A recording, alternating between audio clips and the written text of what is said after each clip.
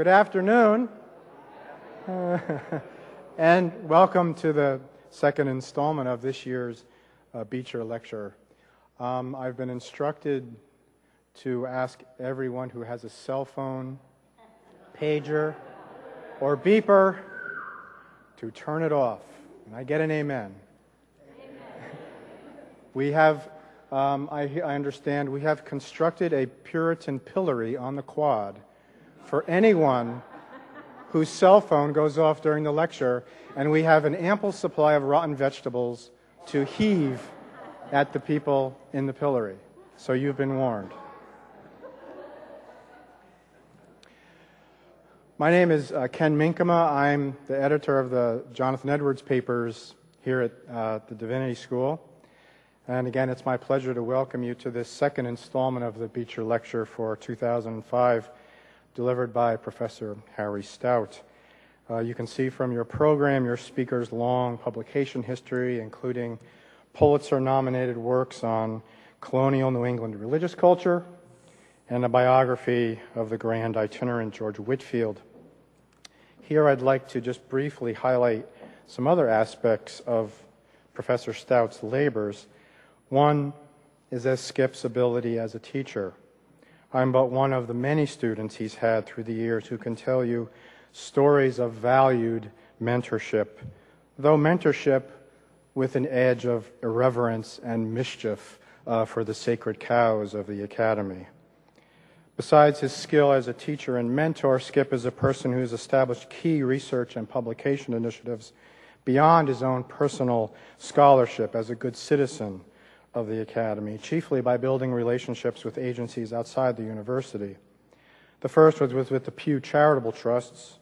With John Butler, now Dean of the Yale Graduate School, Skip headed the Pew Program in Religion and American History, which evolved into the Institute for the Advanced Study of Religion. The aim of this initiative was to create a body of historiography on neglected areas of American religious experiences from the 16th century to the present. Over the decade from 1993 to 2003, the Pew Program awarded nearly 250 fellowships to doctoral students and young and senior faculty on topics ranging from pre-Columbian contact to countercultural religion in the 1960s. The program was a resounding success. Recipients produced over 60 books, nearly 120 articles and essays, and dozens of fellows are now placed in universities, colleges, scholarly and civic programs, and museums across the country. Another key relation Skip has built was with Oxford University Press. Skip is the editor of Oxford's Religion in America series, which now boasts some 15 titles. Is that about right? Again, with John Butler, Skip is co-editor of Oxford's series on religion in American life for young adults, which addresses the difficult issue of how to teach religion in non-sectarian and secular settings. The result is a list of 17 volumes geared toward the classroom, especially public high schools, and the work has been cited by the U.S. Department of Education and by former President Clinton as a model. I should also mention Skip's involvement in publishing the works of Jonathan Edwards, which I've been a part of now for 16 very eventful years. If ever there was a fixer, Skip is it. Only 9 volumes of the Yale Edwards edition had appeared from 1953 to 1990, with gaps as long as 12 years between some volumes. However, since he became the general editor in 1991, the Edwards Project has become a factory.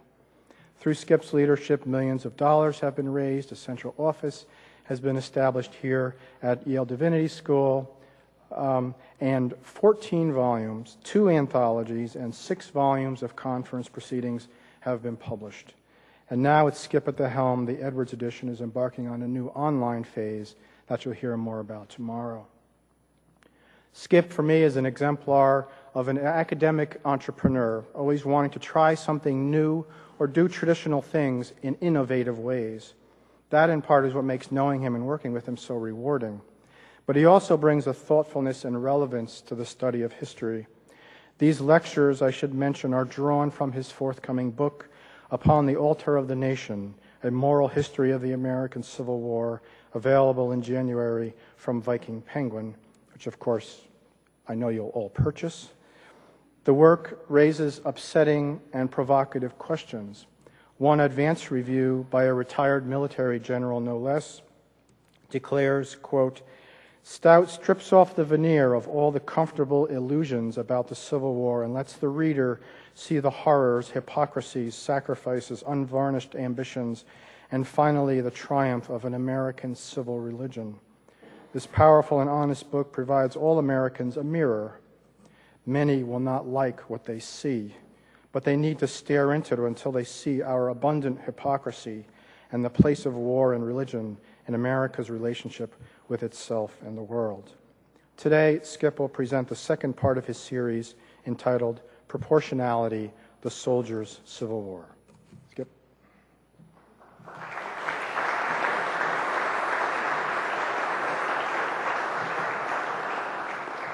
Thank you very much, Ken, for an overly generous introduction, but I do appreciate it. And I was also glad to talk with Harry Adams just before the proceedings begin this afternoon, and he assured me that the state of the Divinity School was never better, and that thrills my heart, and I attribute that solely, or at least 90%, to Harry's leadership. He's been a fabulous dean here, and really talk about a fixer. He's been a fixer par excellence, and it's been a pleasure for me to work with him, and we in the Edwards edition are very grateful to have space and a center here for our operations. So thank you, Harry, for all that you've done. I think maybe some honesty and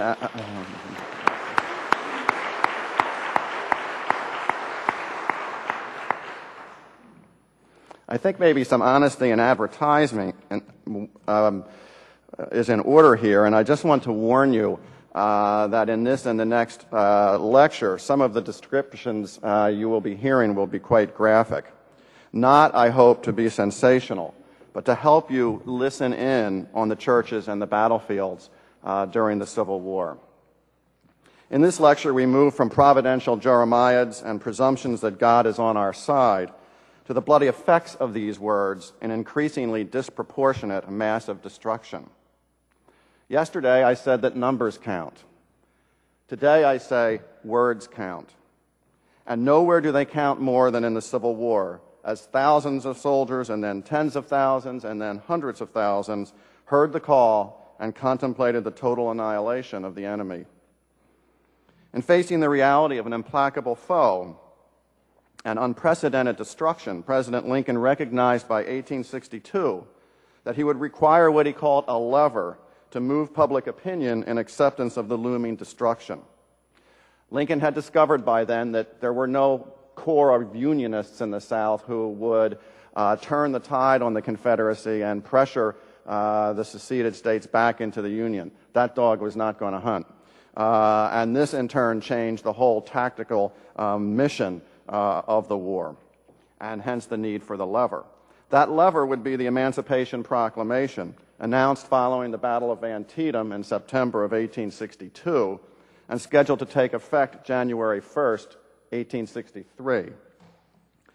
Besides being an ardent abolitionist himself, Lincoln saw in emancipation the grounds for escalation, but only as what he called a war measure that applied only to slave states in rebellion. Far from being the great emancipator at this point, Lincoln made plain that his proclamation did not extend to the loyal border states of Maryland, Kentucky, Delaware, and Missouri. They would be free to keep possession of their slaves. As well, any slaves in a rebellious state that returned to the Union before 1863 would remain slaves. In reflecting on those dark days of 1862, Lincoln later explained, quote, "Things had gone on from bad to worse until I felt that we had reached the end of our rope when the plan of operations we had been pursuing, that plan being a limited war, that we had about played our last card and must change our tactics or lose the game. By Lincoln's calculation, the killing must continue on ever grander scales. But for that to succeed, the people must be persuaded to shed the blood without reservations. This, in turn, required a moral certitude that the killing was just. Only emancipation, Lincoln's last card, would provide such certitude. In so doing, he counted on a rising tide of anti-slavery sentiment in the North, an even greater tide of hatred for the enemy, and a mounting desire to hurt the South where they would feel it most. In moral terms, Lincoln repeatedly made it quite clear that he did not need emancipation to fight a just defensive war. But in practical terms, emancipation was necessary as a means to total war. The causal direction is critical here, an opposite of American memory. It would be emancipation as a means towards total war and unconditional surrender, not total war as a means towards emancipation and total abolition. It is important also to remember that Lincoln's proclamation did not include slaves in the loyal border states. I think I just mentioned that. Oh, well. Did I? I'm just testing to see if you're listening. That's what makes me such a good teacher. Furthermore, his hatred of slavery did not translate into the higher moral imperative of hatred of racism, though all abolitionists recognized it was a necessary starting point. Frederick Douglass, the great African-American orator, recognized this tragic limitation, even as he praised emancipation. As long as the Union was the nation's ultimate priority, and not abolition and racial equality, racism would endure. To quote Douglass, "The law and the sword cannot abolish the malignant slave-holding sentiment, which has kept the slave system alive in this country during 2 centuries. Pride of race, prejudice against color will raise their hateful clamor for oppression of the Negro as heretofore. The slave having ceased to be the abject slave of a single master, his enemies will endeavor to make him the slave of society at large." Douglass saw the future. Essentially, Lincoln gambled that if the right of emancipation could be shouted loud enough, then few would raise hard questions about the conduct of the war, both in terms of soldiers in the field, what we're calling proportionality, and war on civilians, what we're calling discrimination. To a significant degree, Lincoln's gamble won. It could never satisfy Northern Democrats, who campaigned for a quick ending of the war and an amicable reunion, but here's the kicker, resting on the premise of an apartheid state and white supremacy. But Northern Republicans were ecstatic. The vast majority of Protestant clergy were, in fact, Republican and insisted on their duty to preach politics on the subject of slavery, emancipation, and Lincoln's total war policy. But on the subject of just conduct, they would fall back on the old chestnut of spirituality and say nothing. That would be left to the president and his generals. The logic of the Northern and Southern Jeremiads made it virtually impossible for preachers to register judgments of uncertainty or ambiguity for their own cause. The rhetoric was pat, the originality nil. Speakers and writers employed stock arguments to draw on reflexively, depending on immediate events. Already in 1861, as we saw yesterday, the Jeremiad had established a clinching of the rhetorical war knot, closing off alternatives or compromises. Were leaders in power able to see both sides as right and wrong, then alternatives to war might be explored. But in an atmosphere of absolute right and wrong, with God in control and demanding the total surrender of sin and tyranny, few could escape the trap. Interestingly enough, one who did was sitting in the White House. And we'll see that tomorrow. In one of the greater ironies of Civil War time preaching, the very universality and inclusiveness of the Jeremiad undermined itself and effectively removed all restraints from the war's brutality, generating a de facto fatalism.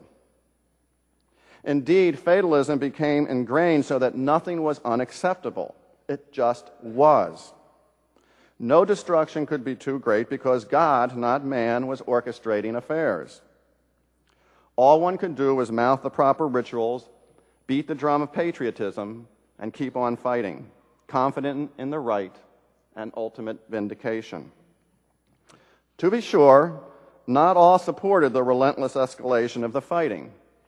In a letter on July 7, 1862, to President Lincoln, written from his headquarters at Harrison's Landing, General George McClellan, commander of the mighty Army of the Potomac and a staunch Democrat, insisted, quote, that our cause must never be abandoned. He wasn't arguing that the South should be let to secede. But nevertheless, he issued strong concerns over what we are calling proportionality. For McClellan and his fellow Democrats, there needed to be clearly articulated rules of engagement for armies in the field because, in his words, this rebellion has assumed the character of war.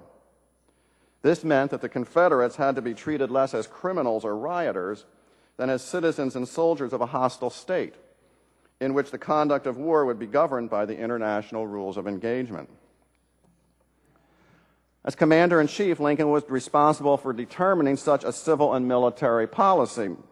And in McClellan's view, that policy should invest the highest principles to ensure the speediest and most amiable reconciliation. And I quote him, "The war should be conducted upon the highest principles known to Christian civilization. It should not be a war looking to the subjugation of the people of any state in any event. It should not be at all a war upon population, but against armed forces and political organization. Neither confiscation of property, political execution of prisoners, territorial organization of states, or forcible abolition of slavery should be contemplated for a moment. In prosecuting the war, all private property and unarmed persons should be strictly protected, subject only to the necessity of military operations." Well, for all of its nobility, McClellan's humanitarian code of war did not extend to slaves. But equally tragic, few voices were willing or able to pick up McClellan's call for a war of highest principles. 2 days after receiving McClellan's letter, a frustrated and disappointed Lincoln paid a personal visit to McClellan at the general's headquarters. When forced to choose between a principled war and victory, Lincoln chose victory. He removed McClellan from command and brought the fiery General John Pope in from the West to command the Army.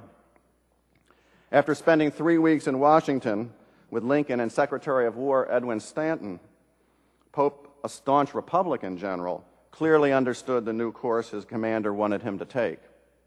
In a word, escalation. A war that would unavoidably carry deep into the lap of the enemy, civilians as well as soldiers. Total war, with emancipation as the inner accelerator, meant articulating a war ethic in which civilian suffering could be presumed and morally justified. By the spring of 1863, Lincoln's legal scholar, Francis Lieber, would complete a rationale for war that would stand as a new American foreign policy. Under the rubric of military necessity, Lieber's code, as it came to be called, recognized no moral restraints short of rape or murder. And this came to great applause in the North. The Midwestern United Presbyterian newspaper recognized, quote, that the people are becoming somewhat restive, thoroughly roused, and in certain quarters a little desperate, and are demanding of the administration to do what it has to do quickly. The Northern secular press was equally jubilant, greeting the general orders with glee and headlines celebrating, quote, the kid glove policy abandoned. The slippery slope began.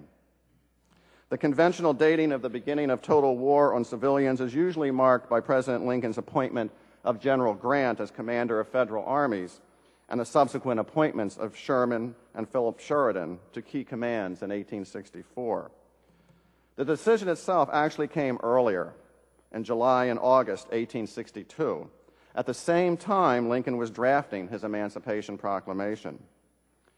It was made not by commanding generals, but by their commander-in-chief, President Lincoln. By summer 1863, the war had become both about union and freedom, with no spending caps. With that, Northern and Southern soldiers knew they were in for the fights of their lives. They also knew that few voices around them, in the military or out, were questioning whether they should be killing each other in such mindless numbers. As Northerners celebrated the 4th of July, 1863, word reached them of a ferocious series of battles around the Pennsylvania farming village of Gettysburg. For 2 days, Robert E. Lee's Army of Northern Virginia probed Union lines for weaknesses, leading to multiple pitched battles of mounting ferocity. Having failed to turn Union General George Meade's Army of the Potomac on either flank on days 1 and 2, Lee determined on a frontal assault of the Union center over the vociferous objections of his second-in-command, General James Longstreet. Despite Longstreet's objections, Lee selected his old war horse to lead the assault, augmented with a fresh 3rd Division under the recently arrived General George Pickett and his 5,000 Virginia veterans. All Pickett bragged, aching for a good fight. Historian Bruce Gatton described the scene.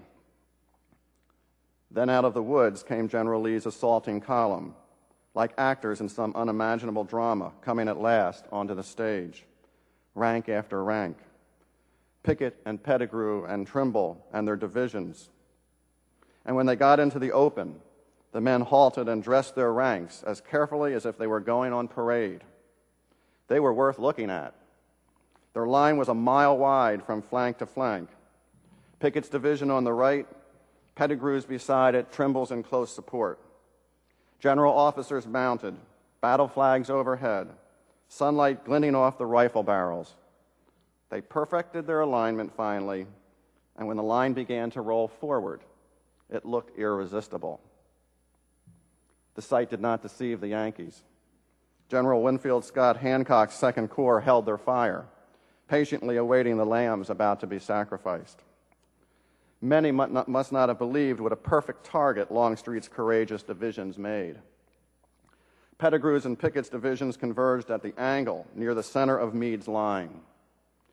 At 200 yards, artillery and infantry fire erupted frontally on both Confederate flanks.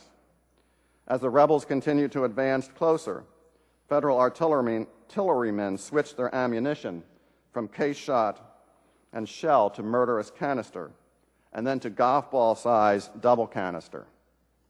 Longstreet's brave soldiers fell in waves. Pettigrew's already mauled division actually led the legendary Pickett's charge and took the hardest hit. Confederate infantry pulled down their caps over their eyes and bowed their heads, in one observer's words, as if meeting a hailstorm. A few hundred actually breached the Federal line and engaged their foes in close combat, but they were soon beaten back, marking what military historians label the high tide of the Confederacy. Private John Emerson Anderson of Boston retraced the battlefield the following day. The sight filled him with an odd sympathy, and I quote, "Many hundreds of the enemy's dead were still lying where they fell. As we passed over that field of blood and death in thoughtful silence, we looked on those upturned faces, youthful faces, and as we saw no trace of passion or of hate, our minds would wander unbidden away off to that southern home and picture a fond mother who on bended knees is fervently asking God's blessing to rest on her darling soldier boy. And as we spread our mantle of charity over them, we murmur, 'My brother, rest in peace.' As great as the hatreds were, they could not extend to dead, wounded, and helpless soldiers, who were brothers all." Northerners died no less grimly than Southerners. One destined to die at Gettysburg was Sergeant Charles Ward of the 32nd Massachusetts Volunteers. Like many soldiers, Ward had written, quote, "I hope I may come home again, but life here is uncertain," and wondered how I shall conduct myself if called to fight. He found out soon enough, as his brigade charged the wheat field at Gettysburg on July 2nd and absorbed 50% casualties. Sergeant Ward fell, wounded by a sharpshooter. After lingering for 7 days, he died on July 9th. In his last letter to his mother, written after he was wounded, he wrote, "Dear Mother, I may not again see you, but do not fear for your tired soldier boy. Death has no fears for me. My hope is still firm in Jesus. Meet me and Father in heaven with all my dear friends. I have no special message to send you, but bid you all a happy farewell. Your affectionate and soldier son, Charles Ward." The final assault of the three-day Battle of Gettysburg lasted little more than half an hour. Of the 14,000 Confederates who braved the assault, only half returned. Pickett lost 42% of his men and all of his senior officers. After 3 days of battle, Federal losses totaled 23,000 and Confederate losses 28, for a total of 51,000 casualties. Depending on whether the 3 days are counted as three battles, in which case the Confederacy arguably won the first two, the Union the third. Regardless of how it's computed, the Confederacy had reached its high water mark and would never return to the North in force. Glory could not compensate the emptiness for individuals who lost loved ones. One especially emotional account was provided by New York Times correspondent Samuel Wilkerson. After earlier describing the magnitude of the battle, he eventually reported the battle's aftermath, alongside the body of his dead son. In words almost too pure to bear, he wrote, "O you dead who at Gettysburg have baptized with your blood the second birth of freedom in America, how you are to be envied. I rise from a grave whose set clay I have passionately kissed, and I look up and see Christ spanning this battlefield with his feet and reaching fraternal and lovingly up to heaven. His right hand opens the gates of paradise. With his left, he beckons to those mutilated, bloody, swollen forms to ascend." I just noticed, actually, in reading this before coming here this afternoon, that this was written up in the Times before Lincoln's Gettysburg Address, and I'm almost sure that Lincoln would have read this and incorporated it, the phrasing and even some of the sense, into that most remarkable address. The three-day Battle of Gettysburg is preserved in American memory as the greatest battle in the Civil War.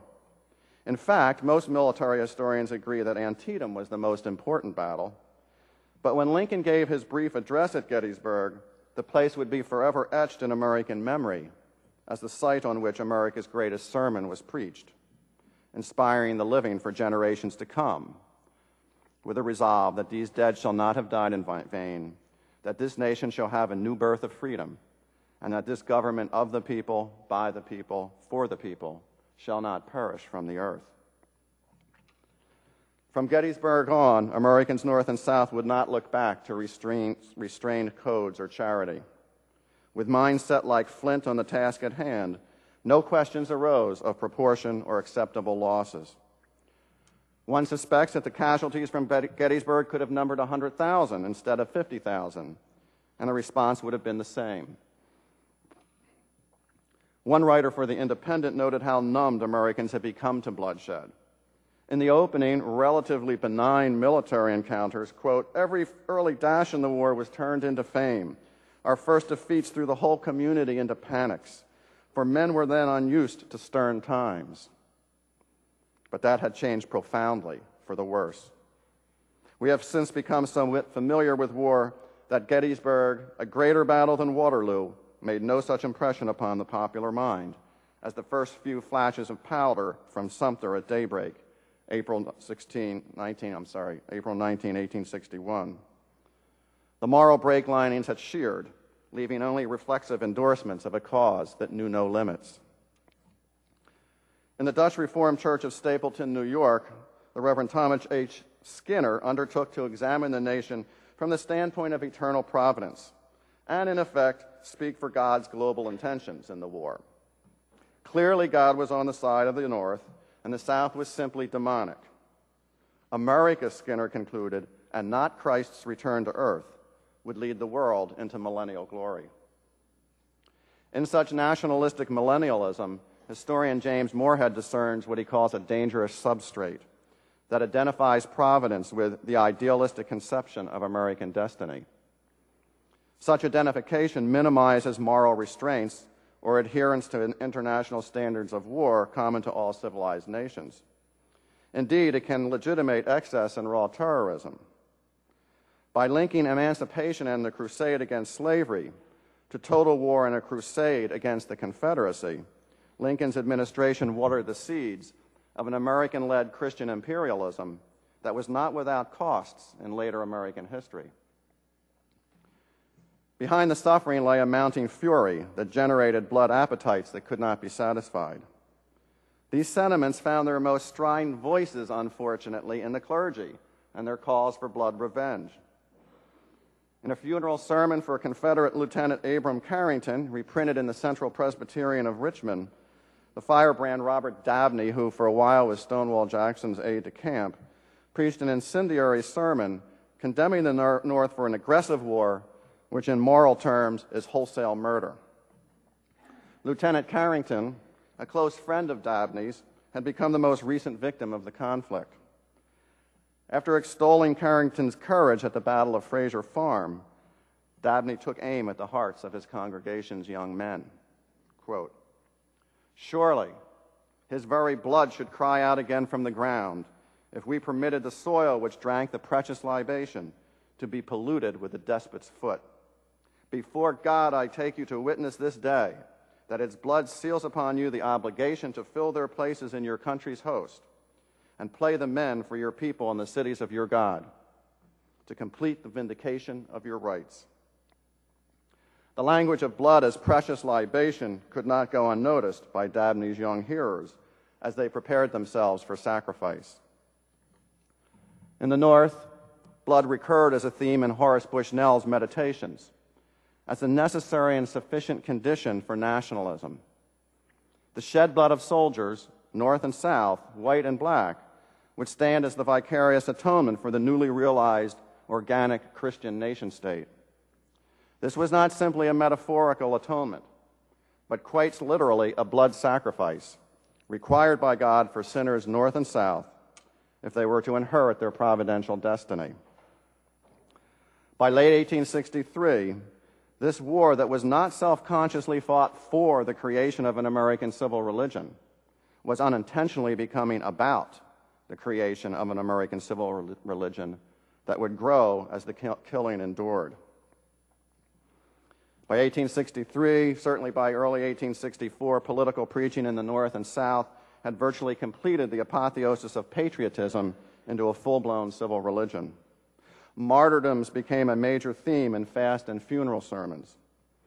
Even as the North won, the costs mounted to staggering levels, and the only accolade that seemed to work for most were martyrs sacrificing themselves upon the altar of their country, hence the title of my forthcoming book. In the South, as defeats mounted, evangelical revivals in the rebel army increasingly filled religious and secular presses, with news of revivals cropping up everywhere. Unlike the North, where army revivals were less widespread, because they were winning more battles in part, churches went unharmed, and revivals tended to be reported only in the religious weeklies. Confederate Army revivals became secular news. They're not winning on the battlefields. They can at least win souls to Christ. Confederate revival sermons were augmented among the soldiers by spontaneous prayer meetings. One letter written by a chaplain to the Richmond Religious Herald predicted the future impact of Confederate Army revivals. "I know young men to whom this war has been a real blessing in this respect, and if they live to see it close, their churches at home will mark what I say. Sometimes in thinking over this matter and seeing such striking examples of Christians improved by being soldiers, I have almost come to the conclusion that the war is not such an unmitigated evil after all. Men who have come out of this war Christian soldiers will not be apt to desert the standard of Christ afterward." The chaplain was right. These were the very men who, with war's end, those who survived, would lead mighty evangelical revivals that would transform the post-war South from Episcopalian and Spartan to converted evangelicals. No one in 1861 could have predicted that ministers would claim war and defeat as a moral and religious good that made men Christians. Yet by 1864, that was indeed their claim. Just as white Christian apologists in the antebellum South had praised slavery as a converting institution for the pagan slaves, so these Civil War apologists now praised war as a converting institution for white soldiers and, in turn, white society. In this madness, we see the seeds of what would become the post-war religion of the lost cause in the South and the triumph of evangelical Protestantism.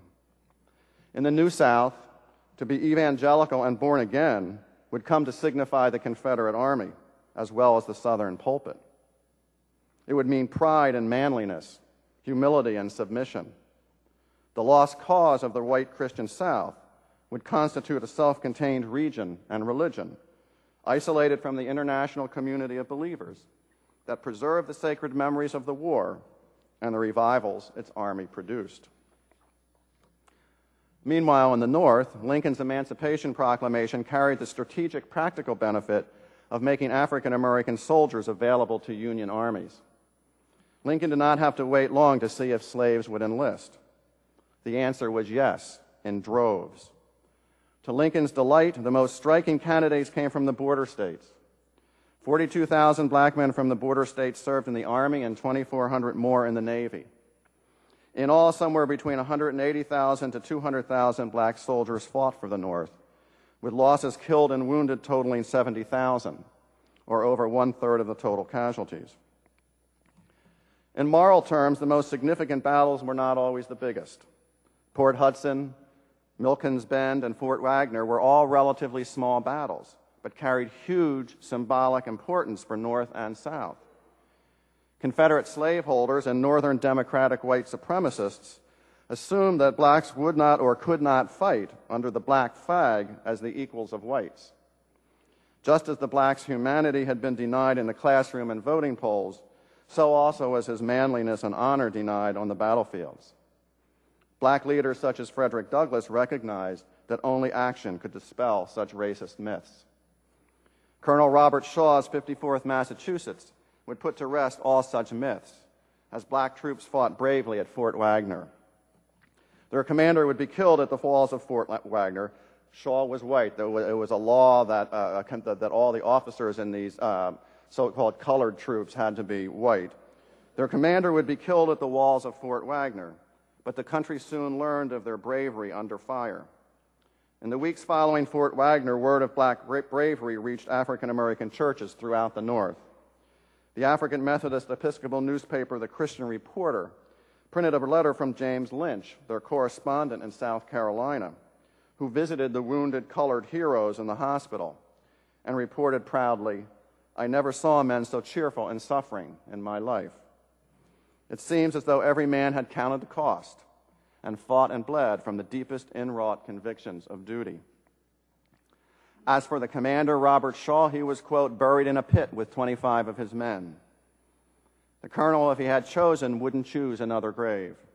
This young hero, though fallen in battle, has written his name on the hearts of the colored race, and his deeds of valor, his zeal in the cause of liberty, will give the historian of this war his brightest page. Fort Wagner persuaded many racist and skeptical white Northerners that African Americans could fight well and bleed for their country alongside whites. Soon after the war was concluded, a writer for the New York Tribune looked back on that day at Fort Wagner as pivotal. "It is not too much to say," he wrote, "that if this Massachusetts 54th had faltered when its trial came, 200,000 colored troops for whom it was a pioneer would never have been put into the field, or would not have been put in for another year, which would have been equivalent to protracting the war into 1866. But it did not falter. It made Fort Wagner such a name to the colored race as Bunker Hill had been for 90 years to the white Yankees." The analogy to Bunker Hill is not overdrawn. The only way to know if soldiers can fight is to let them fight. What white Americans learned at Bunker Hill, African Americans learned at Wagner, or more accurately, relearned, for they too fought nobly alongside white patriots in the Revolution. By 1864, Confederates were also aware that black soldiers performed admirably.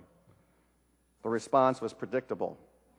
On April 12, the intrepid and former slave trader Nathan Bedford Forrest led a Confederate cavalry division on a mission to reduce Fort Pillow, Tennessee, and block federal navigation along the Mississippi.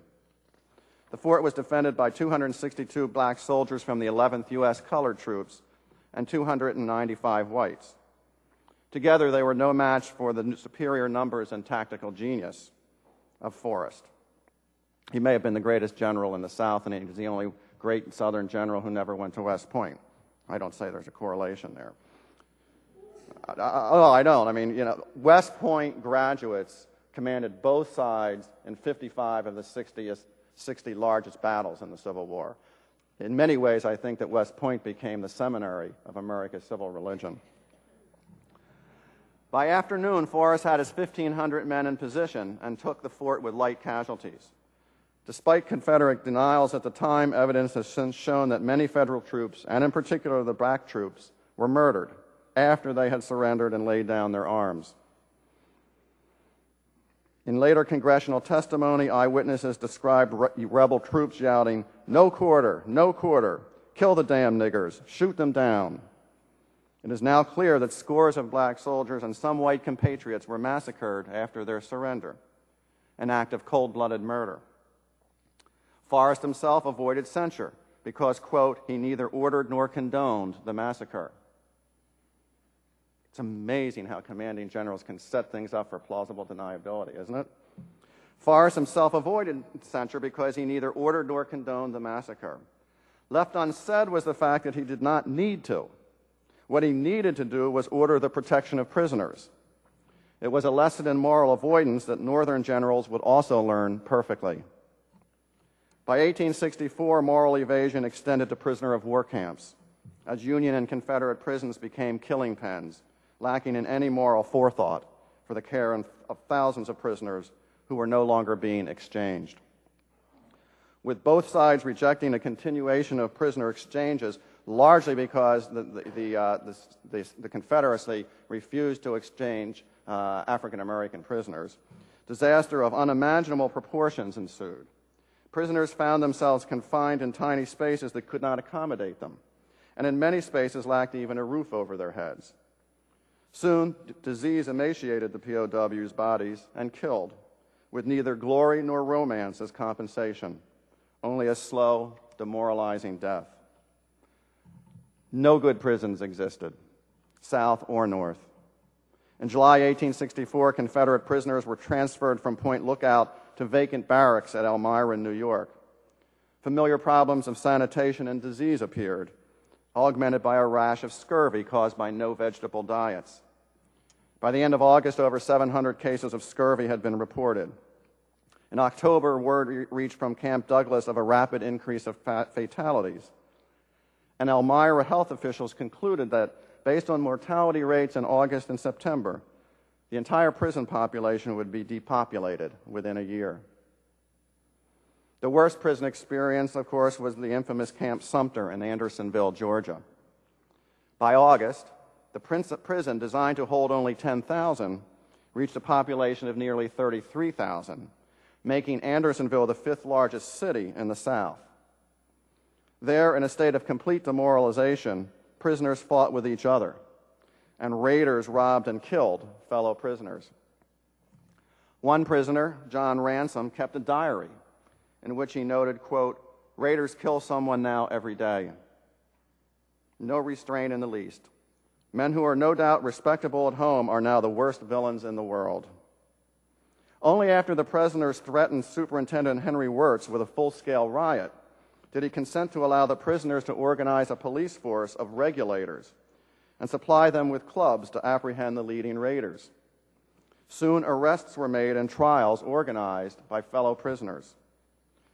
6 gang leaders were sentenced to be hanged for murder. Another 86 were sentenced to run the gauntlet around inside the stockade. Although too weak to join in the gauntlet, Ransom could scarce contain his excitement at the prospect of hangings. Quote, "On July 11th, the convicted murderers were led to the hastily constructed gallows and allowed last words. Most blamed starvation or bad company for their actions. One spoke of his mother and sisters in New York, that he cared nothing as far as he himself was concerned, but the news would be carried home to his people made him want to curse God he had ever been born." The hangings themselves were received by the prisoners as long overdue justice. As the condemned prisoners, now doubly so, made their confessions, others shouted and interrupted them, eager to see justice or revenge executed. The hangings diminished the killing, but not the dying. Each day, as many as 220 died in the stockade and at the camp hospital. By the end of July, Ransom could not walk and, quote, am troubled with poor eyesight together with scurvy and dropsy. My teeth are all loose, and it is with difficulty I can eat. The daily presence of death and dying inured all to the decencies of life. Again, to quote Ransom, there is no such thing as delicacy here. 9 out of 10 would as soon eat with a corpse for a table as any other way. In the middle of last night, I was awakened by being kicked by a dying man. He was soon dead. In his struggles, he had floundered clear into our bed, got up and moved the body off a few feet, and again went to sleep to dream of the hideous sights. I can never get used to it, as some do. Often wake most scared to death and shuddering from head to foot. Almost dread to go to sleep on this account. I am getting worse and worse, and prison ditto. Ransom did survive, barely, but 15,000 other prisoners were not so fortunate. With loud shouts for patriotism and silence on issues of proportionality or humane treatment of prisoners, the war was bound to spiral downward until there were no more souls to sacrifice upon the altars of their nations. 1864 would eclipse all prior years combined in studied savagery and massive destruction. On the battlefield, destruction without proportion peaked as Lee's veteran Army of Northern Virginia faced off against Grant's and Meade's equally veteran Army of the Potomac in May of 1864 in the forests of Virginia. There's a crude sort of Darwinian survival of the fittest going on, where by 1864, the soldiers who still survived the earlier battles were the superior killing machines. And now you have a situation where they're facing each other with a lot of experience behind them. Winslow Homer's painting of the wilderness, which many of you may have seen, captured the haunting, almost surreal quality of the terrain where the two veteran armies would soon grapple in this desperate battle fought on May 5, 1864. The dark forestation was so thick with small pines and scrub oak, cedar and dogwood, that visibility all but ended beyond 10 yards, making coordination between large military elements virtually impossible. Throughout the day, men fought in clumps of desperate engagement that became lonely worlds unto themselves. Lacking any visibility or contact, soldiers sometimes fired on their own men. Worse, in the dense and dry underbrush, artillery and musketry ignited fires up and down the line. Dead trees burned like kindling, as 200 wounded Union Confederate soldiers and their fallen horses suffocated or burned where they lay. Victory could not be seized. Precious daylight waned, and rebel soldiers got caught in a crossfire from their own troops. As later summarized by James Longstreet, thus the battle lost and won 3 times during the day wore itself out. But not for long. Across the extended lines, Grant faced the similarly hoary specter of massive blood sacrifice, but was willing to trade what he called a great loss of men in return for steadily eroding Lee's dwindling army. Had the soldiers sensed that millions back home would have been morally aghast and outraged at the looming slaughter, desirous only of peace, neither Grant nor Lincoln nor all the statesmen on earth could have impelled the soldiers forward. In this war, however, citizens on both sides cried for no surrender. From the wilderness, both armies moved a short distance to murderously reinforced entrenchments at Spotsylvania Courthouse. There, in what would prove to be the longest sustained hand-to-hand action of the war, the soldiers clawed, bit, and stabbed at each other in a 1,500-yard killing pit, known variously as the Corner, Death Angle, or later the Bloody Angle. In that agonizingly small space, 2 entire corps of over 20,000 soldiers piled in and stood facing each other at 50 yards. Large trees were cut in half, severed by musket fire coming from both sides. For 23 hours from dark to dark, soldiers threw themselves at one another in a savage death dance, during which communications were impossible, lines unformed, and men fighting desperately for their lives. All discipline broke down as the soldiers devolved into wild men. When ammunition ran dry, they threw bayonets like spears, or used their rifles as clubs to beat the enemy senseless. Even the dead were re-enlisted in the fight, as soldiers shaped the hands of their dead and dying comrades to hold cartridges, so that as those fingers stiffened in a cupped position, they would provide ready access to the ammunition. Union Major General Lewis Grant described the fatal intimacy of the battle, quote, "Many were shot and stabbed through crevices and holes between the logs. Men mounted the works, and with muskets rapidly handed up to them, kept up a continuous fire until they were shot down, when others would take their place and continue the deadly work. As afternoon passed into night, no relief arrived. Exhausted Confederate troops at the apex were ordered to hold the line at all costs, meaning no retreat, no surrender, until a new line could be entrenched at the base of the salient. Finally, at midnight, the exhausted rebel survivors fell back, wild-eyed and mad with the horror of nonstop killing. Over 5,000 Confederates lay dead or wounded along 6,000 Yankees, many of them pressed so deep in the mud by the feet of their comrades that their features could not be discerned. The next day, Federal Lieutenant Colonel Lyman walked the battlefield. In a letter to his wife, he described the scene, quote, "The bodies of friend and foe covered the ground. Some wounded men were then taken out from under 3 or 4 dead ones. One body that lay exposed to the fire had 80 bullets in it. Still, the fighting pressed on as the warrior priests prepared for new sacrifices. In the aftermath of Spotsylvania, even Grant was stunned by the carnage. By the time the two armies finally broke off on May 20, they left behind 18,000 Federal casualties to Lee's 10,000. Actually, that's just after Spotsylvania. In little over 12 days, the Army of the Potomac had lost 32,000 men. Northern reporters and not a few Democrats branded Grant a butcher, and some of his own soldiers agreed. Nothing before had equaled the sheer intensity of killing. Yet even as the mounting death tolls hit home, thoughtful men and women did not raise serious questions of scale and proportionality. Grief and sorrow mixed aplenty, fueling new levels of hate and fury. The bottom line was more. Still, the armies were not through, and neither president was willing to vote proportionality and say enough. At Cold Spring, Yankees fought several days after Spotsylvania. Yankees again mounted suicidal assaults on well-entrenched rebel defenses. In the mistaken belief that Lee's lines were spread too thin, Grant ordered yet another frontal assault on June 3rd, intended to break through Lee's soft underbelly, roll up his army, and march on the gates of Richmond. At 4:30 a.m., the tragically brief assault began. In lockstep madness, each advancing Union corps was enfiladed by Lee's cannon and musket fire on the flanks, while simultaneously receiving direct front fire in front. Artillery batteries worked their Napoleons furiously, with double charges of canisters, turning the assault troops into a bloody mess. In little over an hour, 3 assaulting Federal corps were repulsed, with staggering losses that totaled 7,000, a rate of roughly 116 men per minute. In surveying the carnage, Lee's horrified General Evander Law would write of the battle, "It was not war, but murder." Hence my conclusion. But was it murder? Ultimately, that is for each of us to answer.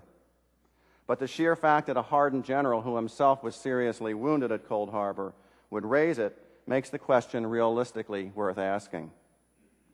Sadly, moral questions about proportionality in the field are not the only moral questions you will have to answer. Still remaining is the equally important issue of discrimination and civilian suffering, the issue we shall turn to in Lecture 3. Thank you for your attention.